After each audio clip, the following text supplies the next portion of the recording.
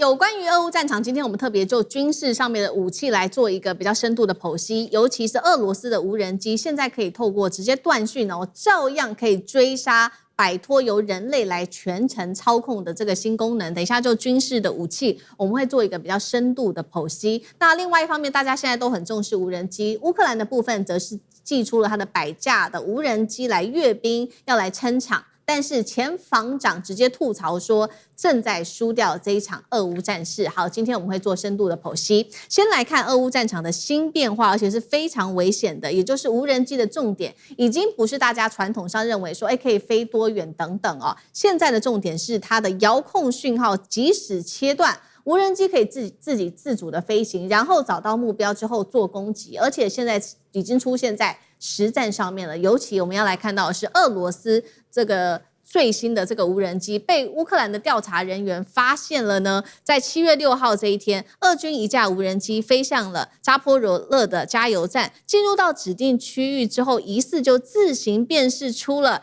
這個瓦斯槽，然後呢，雖然是撞上了圍牆爆炸，但是還是造成3個人死亡。根據了解，當時這個無人機是這樣子的，無人機最初是由人類所操控，它飛往我們剛剛講的特定地點，就是這個加油站之後，靠近的時候，它疑似是要鎖定這個丙烷的罐來發動攻擊，所以才會造成這樣子的一個事件。這個事件出來之後，大家也在看說，哇，現在無人機已經進步到這樣的地步了。不過現在也被發現說，內部的晶片是不是使用輝達的晶片呢？這當中有2架俄軍的閃電無人機殘骸裡面所發現的。要知道，輝達的這個晶片哦，它一開始都是使用在民用的，不管是機器人的身上，但是現在怎麼會出現在戰場上面來幫忙辨識 AI 的這個目標呢？我們先來看一下有關於這一架俄軍 AI 閃電無人機的一個小檔案，因為這個等於是一個全新技術的突破，是低成本的固定翼攻擊無人機。好，剛剛提到的，除了採用輝達的被拆解說有輝達的晶片之外，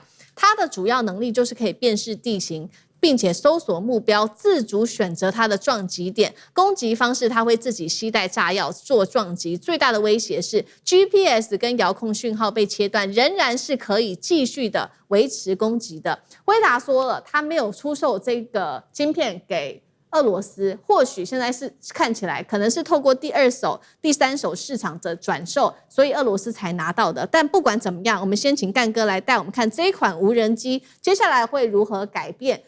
整體的戰場，還有俄軍的打法。好，這個俄羅斯最新的 AI 無人機，大家想說 AI 無人機有什麼稀奇呢？我跟各位講，這次非常稀奇，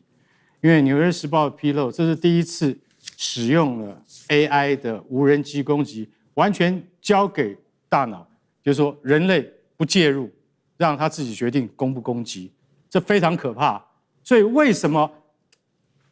這一件事情已經遭到國際紅十字會的撻伐？因為俄軍他今天他帶的這個，就是說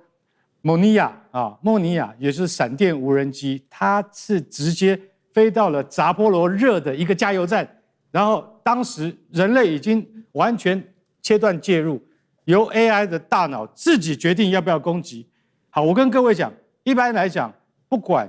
就是說現在在戰時的合約底下或是沒有。老實講一句，在西方世界或者是俄烏戰場上，我們會看他如果是平民的話，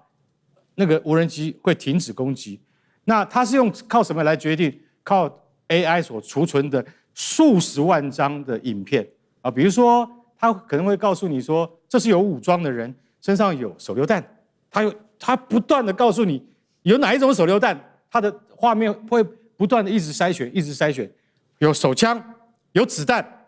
好，攻擊啊，就是 AI 告訴你的指令，你就打了。但如果是平民，毫無武裝 ，no arm，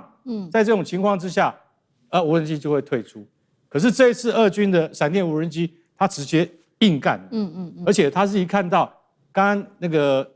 思敏有講到，他看到類似像丙烷的儲存槽，加油站都有這種儲存槽，他就認定這是武裝的，所以我的 AI 告訴我指令。攻擊就打了，結果造成3名加油站的員工不幸身亡，他們都是平民，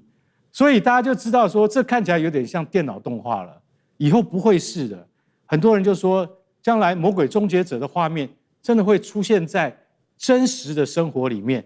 好，我們今天就要想說 ，AI 用的這種方式的來講的話，那將來到底符不符合戰爭原則，這是另外一個議題。但是你要知道，像這個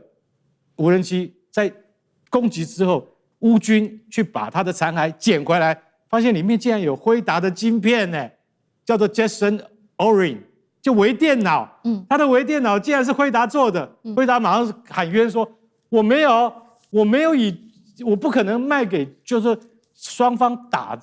仗的這個雙方啊，因為坦白講，就這個 Jetson Orin 這個微型的電腦是民用的，是什麼？是商用的，是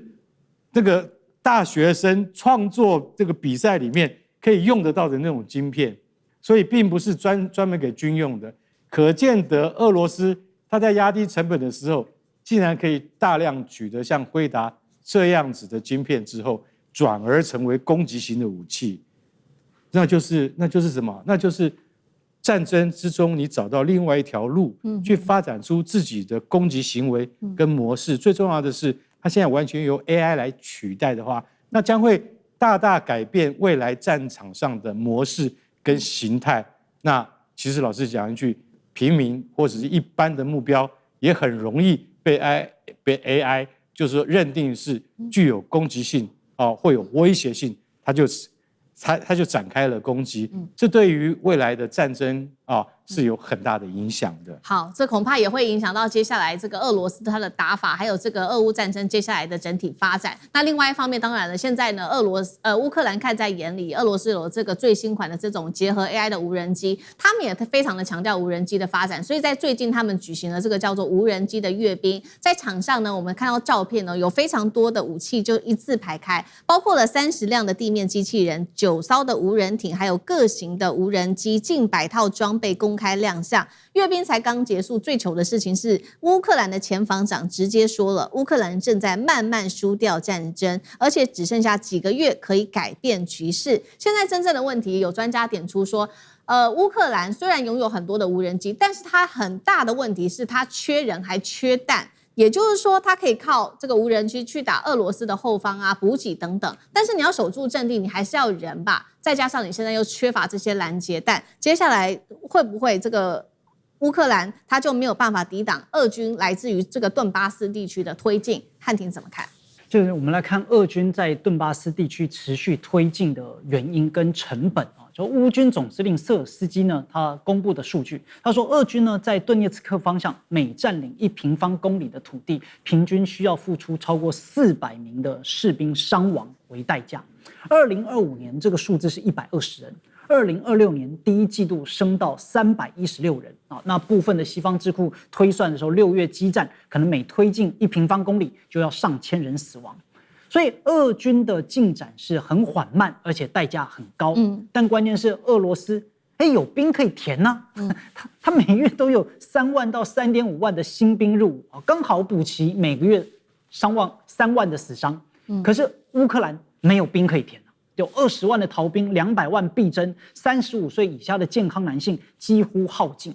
所以俄羅斯它可以靠人頭數量來硬耗，烏克蘭雖然可以靠無人機的精度來硬扛，但是無人機再怎麼厲害，它也變不出士兵來嘛，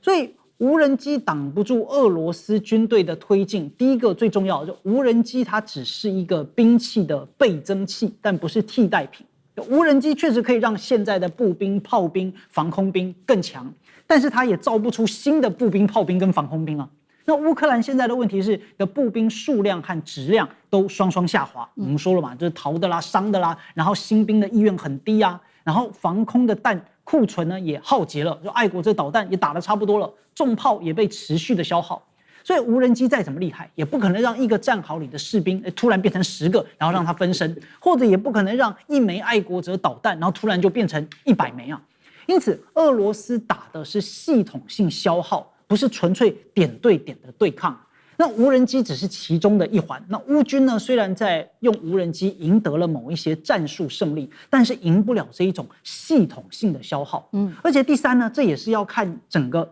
CP 值啊。也就是說，你烏克蘭的軍隊去炸俄羅斯的坦克，你覺得這個很爽啊，小小錢然後去炸你很大的啊。可是呢，這個未来這是當實際的這種我們講步兵對抗步兵的時候，這是什麼？這就是1:1的來作戰。那到目前為止呢，烏克蘭仍然是有比較大的困境。好，那我們也看到說，在現在的戰況，烏克蘭相當的吃緊。那澤倫斯基這個時候看到說，俄羅斯持續的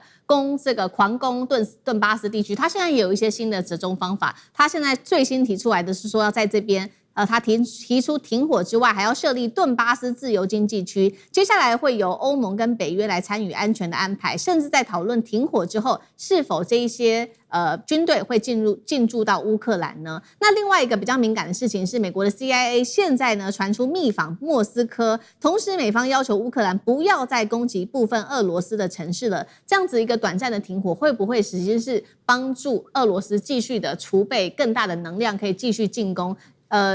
這現在俄羅斯也在憂心這一點，那苑老師又怎麼看？這個問題本身來講的話呢，其實是蠻明確的，就是說烏克蘭取得暫時的勝利，好像一個人就是說掉到糞坑裡以後，就出來把另外一個對手抱得緊緊的，對手嫌髒嫌臭，如此而已，它並不對於戰爭有實際的效果。我必須要給大家稍微複習一下，4年半以前啊，俄羅斯這4年半的話呢，犧牲人口上百萬啊，對於俄羅斯來講，普京來講是他生命中最大的考驗。他原来的特別軍事行動要佔領5個地方，就頓巴斯地區包含頓涅茨克跟格但茨克嘛，還有再加上這個赫爾松嘛，再加上巴夫拉羅熱嘛，對不對？這個合起來就是4個部分，是他原來特別軍事行動。原來2014年他就已經佔領了克里米亞嘛，這裡頭的人全部是俄羅斯領土。那這個普丁目前的處境來講，他已經宣布這裡面是領土，而且護照都已經發了。那在這種情況下，他另外還有2個條件：第一個要反納粹化嘛，另外一個要保障所有俄羅斯人在這邊，這是他基本條件。那美國跟這個俄羅斯的接觸就看得非常明白啊，就是美國想脫身脫不了啊。那川普本來不是原來講24小時要結束這場戰爭嗎？那現在結束不了，美國現在又發覺說什麼叫西方？這是一個非常非常危險而且模糊的名詞啊，哪一個人敢往那邊去啊？對不對？人家是在打仗。